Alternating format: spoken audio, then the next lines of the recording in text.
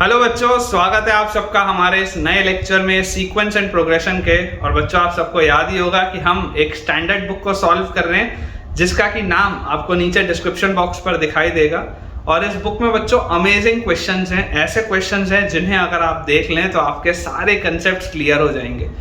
तो बहुत ही ज़बरदस्त बच्चों ये बुक है और आपको ज़रूर अपने जेईई के प्रिपरेशन में इस बुक को शामिल करना चाहिए। लेकिन हाँ, आप में से कुछ बच्चे ऐसे भी होंगे जो ये बुक को सॉल्व तो करना चाहते होंगे, लेकिन अभी आपके कंसेप्ट उतने क्लियर नहीं होंगे, आपकी थ्योरी उतनी स्ट्रांग नहीं होगी। तो घबराने की बच्चों बिल्कुल भी बात नहीं है। आप इस प्लेलिस्ट को रेफर करें। इस प्लेलिस्ट में मैंने वो सारे कंसेप्ट क्लियर किए हैं जो आपके जेईई सिलेबस में है और आपके लिए रिलेवेंट है। इस प्लेलिस्ट का जो लिंक है वो आपको डिस्क्रिप्शन बॉक्स पे अगेन मिल जाएगा। तो आप एक बार पूरी प्लेलिस्ट अच्छे से देखें, थ्योरी पोर्शन को स्ट्रॉन्ग करें और लौट आए इस लेक्चर में दोबारा से, ताकि हम अपने क्वेश्चंस का सिलसिला स्टार्ट कर पाएं। सो बच्चों, लास्ट लेक्चर में हमने क्वेश्चन नंबर 12 तक किया था। बहुत ही जबरदस्त क्वेश्चंस थे पिछले लेक्चर के। आज हम शुरुआत करेंगे क्वेश्चन नंबर 13 के साथ। बहुत ही अच्छे क्वेश्चंस हैं, मजा आएगा आपको। क्वेश्चन नंबर 13 में बच्चों हमारे पास लिखा हुआ है कि θ1 से लेकर θn तक अरिथमेटिक प्रोग्रेशन में, मतलब कि θ1, θ2, θ3 and so on up to θn, ये सारे के सारे अगर अरिथमेटिक प्रोग्रेशन में है और फिर बोला जा रहा है whose common difference is d, इनका जो कॉमन डिफरेंस है, ठीक है। अरिथमेटिक प्रोग्रेशन में आप जानते ही हैं कॉमन डिफरेंस नाम की एक चीज होती है, तो इन सब का जो कॉमन डिफरेंस है वो d है।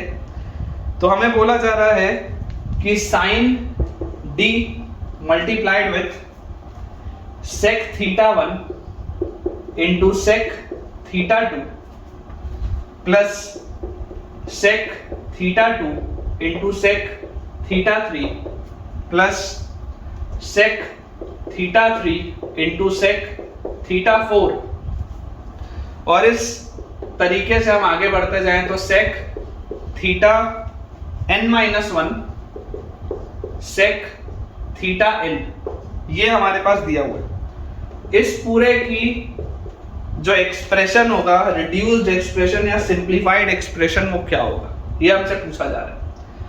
अब देखिए बच्चों, जो आपको चीज समझने की जरूरत है वो चीज क्या है समझने की, कि अगर कॉमन डिफरेंस इसका d है और अगर ये सारे के सारे टर्म्स अरिथमेटिक प्रोग्रेशन में है, इसका मतलब θ2 माइनस θ1 जो होगा वो कॉमन डिफरेंस के बराबर होगा।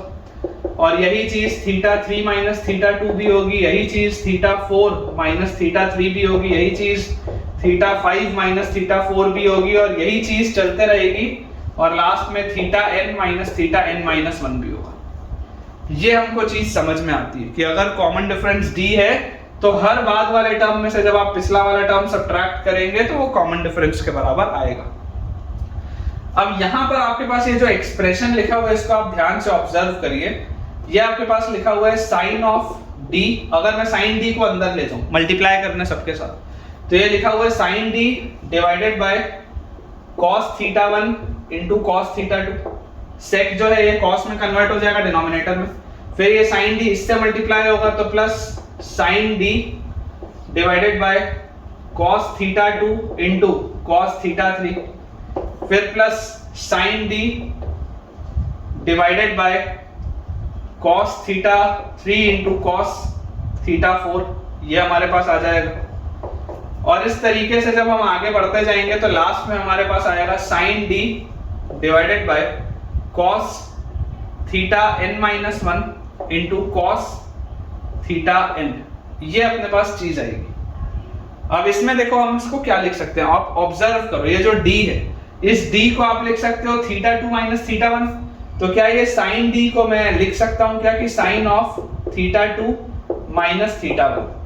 फिर यहां पर भी देखो साइन d है, तो क्या ये वाले d को मैं लिख सकता हूं कि साइन ऑफ θ3 माइनस θ2। मैं d को हर जगह अपने हिसाब से लिख रहा हूं ताकि मेरा कैलकुलेशन सरल हो। यहां पर भी साइन d है, तो क्या इस साइन d को मैं साइन ऑफ d को यहां पर θ4 माइनस θ3, सब तो d है ना, सब तो d है, तो मैं अपने हिसाब से लिख रहा हूं। और लास्ट वाले में जो साइन d है इसको मैं लिख देता हूं sign of θn-1 minus θn, ये हमारे पास आ गया। अब जरा सोच के देखो, sine of a minus b क्या होता है, sine A cos b minus cos A sine b, पढ़ा है आपने ट्रिग्नोमेट्री में। Sine of a minus b is sine A cos b minus cos A sine b। तो इसको आप क्या लिख सकते हैं, sine theta 2 cos theta 1 minus cos theta 2 sine theta 1। मैं सिर्फ एक में इसको करके दिखा रहा हूं, बाकी तो फिर मैं डायरेक्टली लिखूंगा। तो इसको आप लिख सकते हैं sign A cos B minus cos A sine B, ठीक है। और डिवाइड में हमारे पास क्या लिखा हुआ है, cos theta 1 into cos theta 2। तो यहां से आप देखेंगे जैसे इसको आप सॉल्व करेंगे तो कॉस से कॉस कटेगा, तो sign theta 2 by cos theta 2 ये आ जाएगा tan थीटा 2 माइनस इसको जब आप इससे डिवाइड करेंगे तो ये वाला cos थीटा 2 से cos थीटा 2 कटेगा, तो sin theta 1 by cos theta 1 is tan theta 1। मतलब आप ये देखते हैं कि जो ये पहला वाला टर्म है, इस पहले वाले बॉक्स को अगर मैं सॉल्व करूं तो ये पहले वाले बॉक्स को सॉल्व करने से मेरे पास आता है tan theta 2 minus tan theta 1, tan theta 2 minus tan theta 1 पहले वाले बॉक्स से। तो ये दूसरे बॉक्स से क्या आएगा मेरे पास, tan theta 3 minus tan theta 2। तीसरे वाले इससे क्या आएगा मेरे पास, tan theta 4 minus tan theta 3। और लास्ट वाले से मेरे पास क्या आएगा, इसी तरीके से अगर हम आगे बढ़ेंगे तो लास्ट में आएगा tan theta n minus 1 minus tan theta n। अब आप देखिए बच्चों टर्म्स कैसे कैंसिल आउट हो रहे हैं। ये tan थीटा 2 इस माइनस tan थीटा 2 से गया, ये tan थीटा 3 इस माइनस tan थीटा 3 से गया। और इस तरीके से जब आपके ये टर्म्स कटना स्टार्ट होंगे तो आपके पास देखिए, आप में से अगर किसी बच्चे को ऐसे समझने में प्रॉब्लम आ रही हो तो आप ऐसे देखो, ये लिखा हुआ है tan theta 2 minus tan theta 1, फिर लिखा हुआ है tan theta 3 minus tan theta 2, फिर लिखा हुआ है tan theta 4 minus tan theta 3, और लास्ट में ऐसे लिखा हुआ है tan theta n minus 1 minus tan theta n। यही आपके पास लिखा है ना। एक सेकंड, यहाँ पर मैंने शायद थोड़ा सा मिस्टेक कर दिया है, theta n minus theta n minus 1 होगा, इसको आप थोड़ा सा ठीक कर लो, theta n minus theta n minus 1 ऐसा होगा, ठीक है। यहाँ पर भी ये theta n minus theta n minus 1 ये आपके पास होगा। तो जब आप इसको इस तरीके से बच्चों सॉल्व करना स्टार्ट करेंगे तो आप देखिए टर्म्स कैसे कट रहे हैं, इस पैटर्न में ये टर्म्स कट रहे हैं, मतलब ये tan थीटा n वाला टर्म कटेगा तो आपके पास बचेगा क्या, आपके पास ये वाला टर्म बचेगा tan, यहाँ पर थीटा n आएगा, यहाँ पर थीटा n माइनस 1 आएगा। इसको मैंने ठीक किया ना, थीटा n और थीटा n माइनस 1। तो ये n माइनस 1 वाला मतलब आपका टर्म कटेगा, ये n माइनस 1 वाला आपका देखो टर्म कटेगा, तो यहाँ पर आपके पास ये tan थीटा n बचेगा और यहाँ पर आपके पास ये माइनस tan थीटा 1 बचेगा। तो आपका जो फाइनल आंसर इसका आएगा that is tan theta n minus tan theta 1। ये आपका रिड्यूस्ड एक्सप्रेशन है, बहुत ही जबरदस्त ये क्वेश्चन है, डिफिकल्ट भी है, बच्चे इसमें कंफ्यूज भी होते हैं। एक बार चेक कर लेते हैं अपना आंसर। तो बिल्कुल बच्चों अपन ने ठीक सॉल्व किया है, tan theta n minus tan theta 1 ही इसका आंसर दिया हुआ है, B option is the right answer. अब बच्चों क्वेश्चन नंबर 13 के बाद 14th क्वेश्चन थोड़ा सा आसान है, पिछला वाला बहुत डिफिकल्ट था, तो थोड़ा सा आसान सवाल करते हैं। क्वेश्चन नंबर 14 आपको बोला हुआ है sum to infinity of the series. आपके पास एक सीरीज है जिसमें लिखा हुआ है 1 by 1 plus 1 by 1 plus 2 plus 1 by 1 plus 2 plus 3 and so on. ये इनफाइनाइट टर्म्स तक की आपके पास सीरीज है, आपको इसका सम बताना है, ठीक है। इनफाइनाइट टर्म्स तक की सीरीज है, इसका सम बताना है। अब मैंने आपको बच्चों अक्सर ये चीज बोली है कि जब भी हमारे पास इनफाइनाइट टर्म्स की सीरीज हो तो आप हमेशा nth टर्म लिखने का प्रयास करें और nth टर्म से फिर हम कंप्यूट करें। तो देखो इसमें पैटर्न क्या है, न्यूमरेटर में तो सब में 1 है, डिनोमिनेटर में पहला टर्म था तो 1 था, दूसरा टर्म था तो 1 plus 2 था, तीसरा टर्म था तो 1 plus 2 plus 3 था। तो मुझे एक चीज समझ में आती है कि अगर इसका nth टर्म जो होगा, क्योंकि न्यूमरेटर सबका 1 है तो nth टर्म में न्यूमरेटर में तो 1 होगा, डिनोमिनेटर में अगर nth टर्म है तो 1 plus 2 plus 3 plus 4 ऐसा करके ये n तक लिखाया होगा। ये चीज हमको आती है समझ। तो इसको आप क्या लिख सकते हैं, 1 अपॉन ये क्या है सिग्मा n। सिग्मा n क्या होता है, n into n plus 1 by 2। तो इस 2 को आप ऊपर लेके जा सकते हैं, ये चीज हमारे पास होती है, ठीक है। तो अब जैसी बच्चों ये चीज हमने लिख ली तो यहां से अब आप इसको क्या लिख सकते हैं, tn को आप लिख सकते हैं 2 इंटू, ध्यान से देखिएगा 1 by n minus 1 by n plus 1। क्या इसको मैं ऐसा लिख सकता हूँ क्या, ये जो लिखा हुआ है ये जो पूरी चीज है इसको देखो मैंने ब्रेक करके ऐसे लिख दिया 1 by n minus 1 by n plus 1। क्यों? क्योंकि आप इसको लिख सकते हो यहाँ पे n+1 माइनस n, इसको आप ऐसा लिख सकते हो ना। देखो n से n कट जाएगा, ऊपर सिर्फ 1 बचेगा, तो 1 तो हर जगह मल्टीप्लाइड होता ही है, कोई फर्क तो पड़ेगा नहीं। ये चीज और ये चीज बिल्कुल सेम। यहाँ पर आप ऐसा समझ लो कि 2 के साथ 1 मल्टीप्लाइड था और उस 1 को मैंने ये लिख दिया n+1 माइनस n, ठीक है। तो जैसे ही बच्चों हम ये वाला प्रोसेस करेंगे, तो ये वाला प्रोसेस करते ही हमारे पास देखो क्या आ गया, n+1 से n+1 कटेगा तो 1/n, और फिर n से ये कटेगा तो -1/n+1। अब देखिए आप जैसे ही इसमें फर्स्ट टर्म लिखेंगे तो फर्स्ट टर्म आपके पास क्या आएगा, 2 × 1/1 - 1/2। फिर सेकेंड टर्म लिखेंगे तो 2 × 1/2 - 1/3। थर्ड टर्म आप जब लिखेंगे तो आपके पास आएगा 2 × 1/3 - 1/4। इस पैटर्न में आप लिखना स्टार्ट करेंगे। अब बच्चों जब आपने इस पैटर्न में इसको लिखना स्टार्ट किया तो आप इस बात को समझिए कि Sn क्या होता है। Sn होता है T1 + T2 + T3 से लेकर Tn तक। मतलब जब हम n टर्म्स को जोड़ते हैं तो sum up to n terms मिलता है, इसी को हम सिग्मा Tn भी बोलते हैं। तो sum up to n terms अगर मुझे करना, अगर मैं इन सबको ऐड करना स्टार्ट करूं तो मुझे जो चीज समझ में आती है कि देखो इस पैटर्न में ये टर्म्स कट रहे हैं। तो जब इस पैटर्न्स में ये टर्म कटेंगे तो ये जो nth टर्म आप लास्ट में लिखे होगे तो ये वाला आपका टर्म कटेगा, क्योंकि ऐसे ऐसे कट रहा है। तो ये जब लास्ट में आप nth टर्म लिखोगे तो ये वाला टर्म कट जाएगा। तो बचेगा क्या, आपके पास आएगा 2 × यहाँ पर आपके पास 1 बचा है तो 1 माइनस यहाँ पर आपके पास बचेगा 1/n+1। ये आपके पास आएगा इसका nth टर्म। और एक बार बच्चों हमारे पास इसका nth टर्म आ गया तो अब आपको अगर इनफाइनाइट टर्म्स की सीरीज बतानी है तो जब आप n को इंफिनिटी की तरफ लेके जाओगे तो जब n इनफाइनाइट की तरफ जाएगा, बहुत बड़ा हो जाएगा, तो ये पूरी चीज 0 की तरफ जाएगी, तो 2 × 1 2 आ जाएगा। तो इसका आंसर क्या होना चाहिए, 2 होना चाहिए।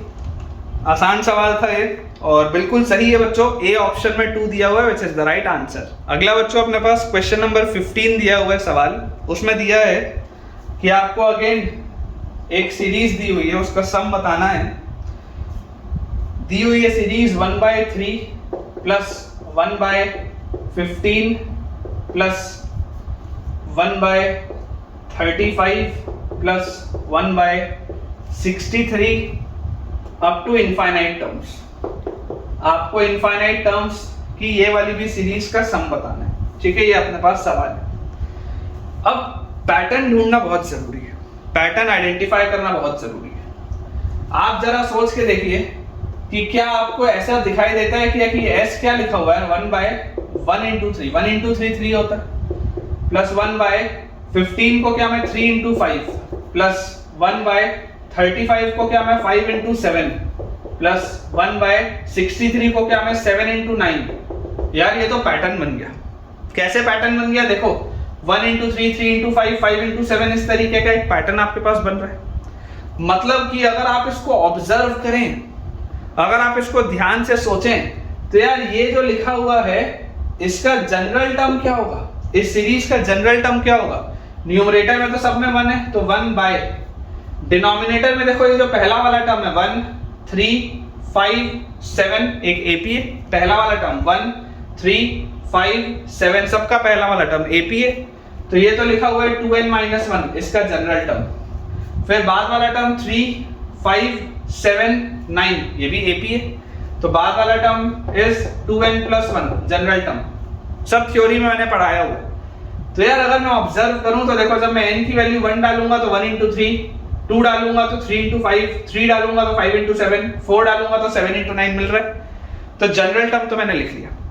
अब इसमें अगर मैं अपना दिमाग लगाऊं तो इसको क्या मैं ऐसा लिख सकता हूं कि मैं इसको लिख दूं 2n + 1 minus 2n - 1 divided by 2n - 1 × 2n + 1। और जरा आप सोच के देखो अभी न्यूमरेटर में आपके पास 2 लिखा हुआ है, ये 2n से 2n कट जाएगा 1 और +1। ये न्यूमरेटर में 2 लिखा हुआ है, यहां पर न्यूमरेटर में 1 था। तो अगर मैं इसको हाफ से डिवाइड करूं तो ये चीज और ये चीज बिल्कुल सेम है। यहां भी न्यूमरेटर में 2 लिखा है, ये 2 से कैंसिल आउट हो जाएगा, तो ये जो लिखा था और ये जो लिखा है दोनों सेम है। लेकिन ये लिखने से फायदा क्या हुआ, ये लिखने से बच्चों फायदा मेरे को हुआ कि मैं Tn को अब लिख सकता हूं हाफ इनटू ये 2n + 1 से ये 2n + 1 कटेगा तो 1/2n - 1। और ये 2n-1 से 2n- कटेगा तो -1/2n+1 ये मिल गया मुझे। और जैसे ही बच्चों ये चीज मुझे मिल गई तो अब मुझे यहाँ से समझ में आता है कि जो फर्स्ट टर्म होगा इसको अपन यहाँ पर लिखते हैं। देखो यहाँ पर अपन लिखते हैं फर्स्ट टर्म क्या आएगा हमारे पास। फर्स्ट टर्म अपने पास आ जाएगा जैसे ही आप n की वैल्यू 1 डालेंगे तो 1/2 इंटू n की वैल्यू 1 डालते ही 2 - 1 is 1 तो 1/1 - 1/3 n की वैल्यू 1 डालें। t2 आपके पास क्या आएगा हाफ इंटू जैसे आप 2 रखोगे तो 2 रखते ही 2 × 2 4 -1 तो 1/3 -1/5। फिर t3 आपने देखा तो हाफ इंटू 1/5 -1/7 और इस पैटर्न में लास्ट में nth टर्म रखूंगा तो हाफ इंटू 1/2n-1 -1/2n+1 ये मुझे मिलेगा। और मैं अभी तक जानता ही हूं कि Sn जो होता है वो क्या होता है सारे टर्म्स का सम होता है। ये जो सारे के सारे टर्म्स होते हैं इन सबको जोड़ देने से ही तो Sn मिलता है जिसको मैं सिग्मा Tn बोलता हूं। तो अगर मैं इन सबको ऐड करूंगा तो मुझे दिखाई दे रहा है देखो इस पैटर्न में ये टर्म्स कटेंगे तो इसका Sn आपके पास आएगा क्या। अगर आप देखेंगे तो हाफ कॉमन निकल आएगा ब्रैकेट के अंदर यहाँ पे 1 - 1/2n+1 ये आपके पास आ गया Sn। अब आपको क्या करना है आपको इनफाइनाइट टर्म्स तक की सीरीज बतानी है। तो इनफाइनाइट को आप जैसे ही लेके जाओगे तो n को इन्फिनिटी रखते ही ये पूरी चीज 0 की तरफ जाएगी क्योंकि जब n इनफाइनाइट होगा तो ये डिनोमिनेटर इनफाइनाइट होगा और 1/∞ किसकी तरफ जाता है 0 की तरफ। तो हाफ इंटू 1 इसका आंसर क्या आ जाएगा half. Sum up to infinity will be half. This is the answer.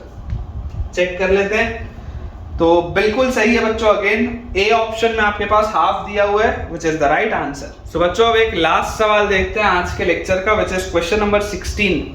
हमें बताना है sum of the infinite series. Again एक इनफाइनाइट सीरीज हमारे पास है जिसमें हमारे पास टर्म्स दिया हुआ है 1/9 plus 1/18 plus 1/30 plus 1/45 plus 1/63 and so on.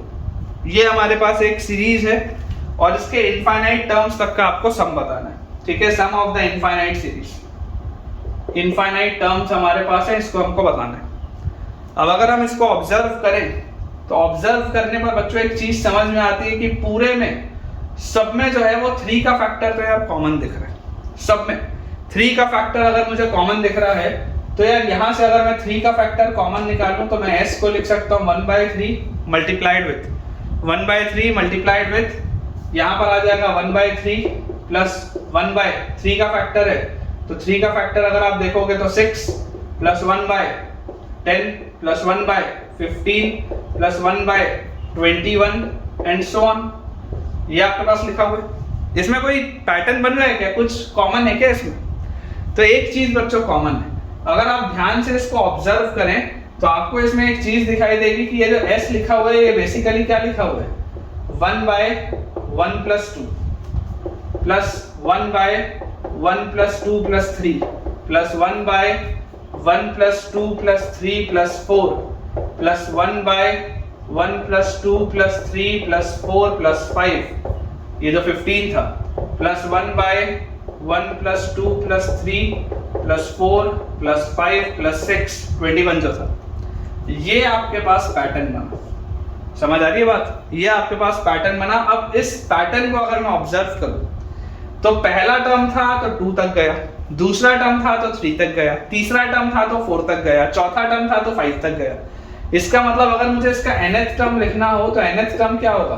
nth term होगा देखो 1/3 तो सब में कॉमन है तो अगर 1/3 सब में कॉमन है तो 1/3 तो होगा ही और अंदर आपके पास होगा 1/1 + 2 + 3 + so on up to जो भी टर्म होता है उसके एक आगे तक जाता है। तो दूसरा टर्म था तो 3 तक गया तो nth टर्म में n+1 तक जाएगा। ये आपके पास लिखा हुआ है और जैसे ही आपने बच्चों ये चीज लिख ली तो ये अपने पास दिया हुआ है 1/3 इंटू अब देखिए ध्यान से 1/n टर्म्स तक का सम क्या होता है n टर्म्स तक का sum up to n terms होता है आपके पास n × n+1/2 1 से लेकर n तक का सम क्या होता है n × n+1/2। ठीक है ये होता है। तो अगर n+1 टर्म्स होंगे तो इसमें n+1 आपका और ऐड हो जाएगा भाई n टर्म्स तक का सम आप जानते हैं कि n टर्म्स तक का सम क्या होता है, n into n plus 1/2। इसमें ये n plus 1 और ऐड हो जाएगा। तो जैसे ही आपके पास ये आएगा तो यहाँ से देखिए n plus 1 आप बाहर निकाल लो और अंदर आपके पास क्या बच जाएगा, n plus 1 बाहर निकालते हैं n plus 2 और by 2। इन दोनों में से n plus 1 अगर आप बाहर निकालोगे तो n plus 2/2, ये आपके पास चीज आएगी LCM लेते ही। तो ये आपके पास लिखा हुआ है n plus 1 into n plus 2 और by 2 आप करेंगे तो ये 2 यहाँ आ जाएगा, ये अपने पास लिखा है।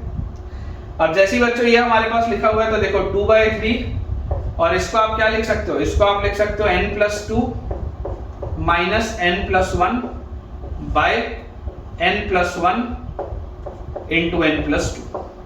और इसको हम बहुत आसानी से लिख सकते हैं, nth टर्म जो आएगा दैट इज 2/3 मल्टीप्लाइड विथ, देखो आप ध्यान से, n plus 2 से n plus 2 कटेगा तो 1 by n plus 1 minus 1 by n plus 2, ये हमारे पास लिखी है पूरी चीज।